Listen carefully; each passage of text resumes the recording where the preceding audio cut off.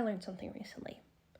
Most relationships are fake because so many people are hiding things from their partner. And no matter how good the acting is, once you move in together, the secrets always come out. Because when that mask slips, the good mornings turn into weird, awkward silences, the I love yous become autopilot. And unfortunately for me, I had to learn that the hard way. Because I always dreamed of being with, like a 6'4" firefighter. Blonde hair, kind eyes, the type of man who'd open the door for you and buy you flowers. And I'd always joke with my friends that I wanted someone who would save me from a burning building, but then make me breakfast after. And when I met Brad, it was kind of like the universe saying, here you go, babe, but be careful what you wish for. Because Brad did really check all my boxes. Or so I thought, because the first year of being together was definitely like a rom-com, beach trips, matching flannels, surprise getaways. He would show up at my job for lunch. He would even post pictures of me with the captions being like, my girl. And my friends were definitely jealous. My mom adored him. And I really thought I found the one. But the relationship did move quite fast. Like, within a year of being together, we did sign a lease for a very cute 3-story walk-up in an old brick building in downtown. The type of place with creaky stairs, noisy neighbors, a shared laundry room that smelled slightly of Tide. Like, it was small but cozy. And for a while, it was perfect. Then real life started to slip in, and this is where everything started to go downhill. Because not even after a month of moving in, I call my friend Chloe, and I'm trying really hard not to cry. I'm just like kind of shaking. And I tell her, I'm like, hey, something feels off. Because Brad's been coming home late. No explanations, just work stuff. And he's just glued to his phone 24/7. He'd bring it with him in the bathroom. Every time I walk by, he'd just put it face down. And every conversation always turned into a fight. The little things. Laundry, what to watch, dishes, like it all ended with him snapping at me. Like, gone were the cute movie nights, no more spontaneous dates or weekend hikes. Now it's just two strangers coexisting together, and my dream guy has turned into a roommate with attitude. And you know what? I am a romantic, so I believe in fighting for love. And I really did want to fix things, and I genuinely thought that I was a problem. But my girl, Chloe, put me straight, okay? She was like, if you feel that something's off, go through his stuff. And I know this is toxic advice, but sometimes you just need answers. And not even 2 hours later, I call Chloe back, and I'm just sobbing, that ugly cry type of sobbing. I tell her that, like, I went through his text expecting to find another woman, and you can tell by her voice she immediately thinks Brad has cheated.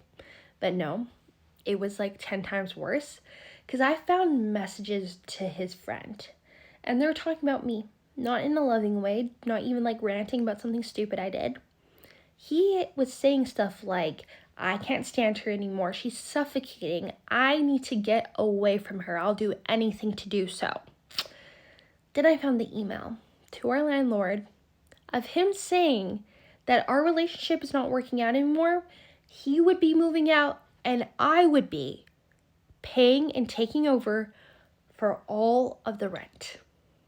Okay, this man was secretly trying to move out behind my back, leaving me with all the bills, all the rent, and all the heartbreak. And Chloe was fucking livid, okay? She told me, no, Brad does not get to break up with you. You break up with him. Throw his shit out before he gets a chance.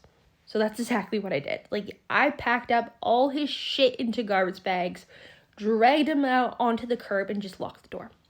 So when Brad showed up that night, he absolutely lost it. He's banging on the door, yelling at me through the window, and I just stood there. I was shaking, but I was defiant. I was like, do not do this. It is over. And you could even hear like all the neighbors trying to peek out, listening, like we're a live action telenovela. And eventually he did leave. And I was just like, you know what? I am free. Sort of. Because a week later, Chloe calls back to check on me, and you can tell she's worried, like she's panicking that I don't have a backup plan. Like now I'm broken up with, I'm stuck with all this rent. Like, how am I covering this when Brad is supposed to be paying half? I just tell her, like, don't worry, I have been prepping, because over the last few months, I have been earning a little bit of extra cash, not from weird, like, sketchy OF side quests, just through an app that pays you money that you're already owed. So I tell Chloe, I was like, have you ever seen those class action lawsuit ads where they're like, oh, if you brought this product from between 2014 2019, you may be entitled to compensation? Yeah, that is real money, because there's this app called PayMe, and honestly, check it out because it will find which lawsuits you qualify for. I've just been quietly collecting and filing these claims like every few days, nothing crazy, like $50 here, $200 there, like sometimes even $400.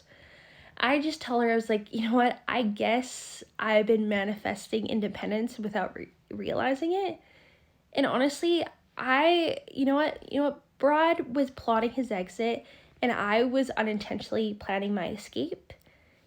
Now the apartment's my own. I repainted the walls, I got a new couch, I got rid of everything that reminded me of him. I'm working on myself again, new hobbies, new routines. So yeah, most relationships are fake because people do lie. They do curate, they try to hide the ugly parts.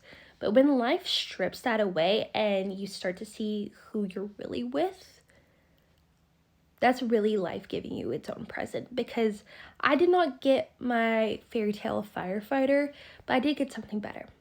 My freedom and a rent controlled apartment that is all mine now.